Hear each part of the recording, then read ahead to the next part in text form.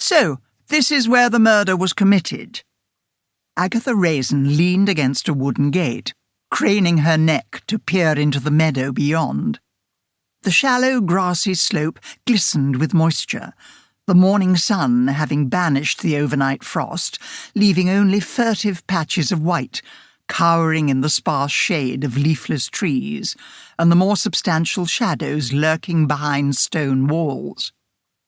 It was around here that William Harrison's slashed hat and blood-stained scarf were found.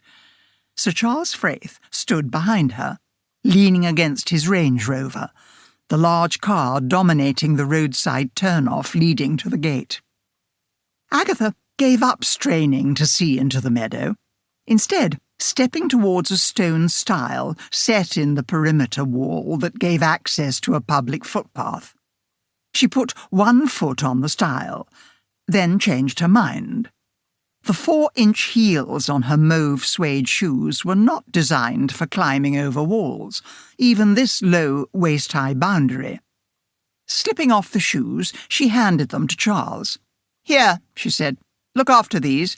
I want to take a look at the crime scene."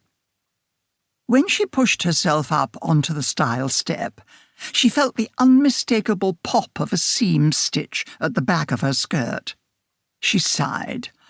The skirt had been a little tight when she first eased herself into it earlier that morning, but it was the perfect purple to complement her new shoes.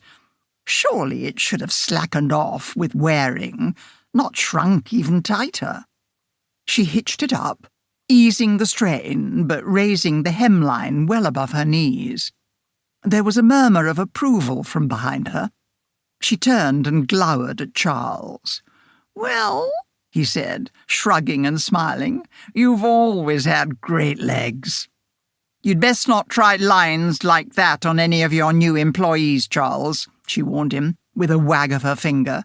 "You'll be accused of using inappropriate language and sexism, and likely be sued for compensation for the distress you've caused." "You needn't worry about that," Charles said, smiling. "I've brought in the very best people at the vineyard, in the winery, and in the ice cream business, for that matter. I'm not going to risk losing any of them now that we're up and running. You can count on that, Aggie." She gave him a cool look out of the corner of her eye. He'd used that name again.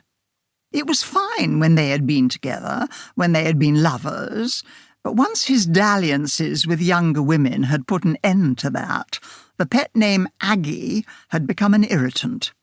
She had warned him countless times not to call her that, but old habits, especially in a man like Charles, who had never grown accustomed to letting anyone tell him what to do, died hard. In any case, she had a murder scene to scrutinize.